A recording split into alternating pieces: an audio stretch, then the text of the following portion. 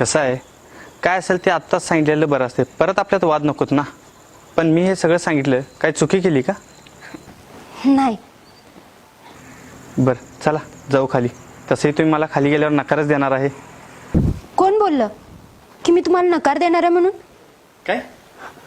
अहो, असं बघायला आल्या आल्या तुम्ही मला सगळं खरं सांगितलं. तुमच्या जागी दुसरं कोणतरी असतं तर खोटं बोलूनच माझ्याशी लग्न केलं असतं, पण तुम्ही तसं नाही केलं.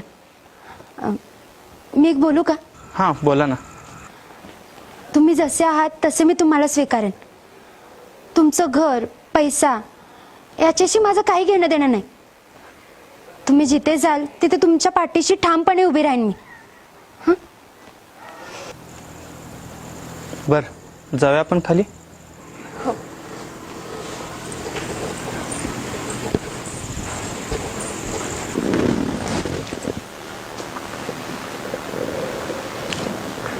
आता सरळ सरळ मी मुद्द्यावर येतो. आपण मुलाला आणि मुलीला विचारूया की एकमेकांना पसंत करतात का. नीलू, हां तुला मुलगा पसंत आहे का? हा पुरगी लाजली म्हणजे सागर पसंत आहे. आत्ता आपण मुलाला विचारूया, काय पाहुणं आहे का मुलगी आमची पसंत? मला थोडा वेळ हवाय, कळवतो आम्ही तुम्हाला. म्हणजे तुम्हाला आमची मुलगी पसंत नाही? अहो मी कुठं नाही म्हणलं मला मुलगी पसंत नाही ते, पण थोडा वेळ हवाय ना मला. तसं काय नाही, म्हणजे मुलाला मुलगी पसंत आहे, आता काही अडचणच नाही.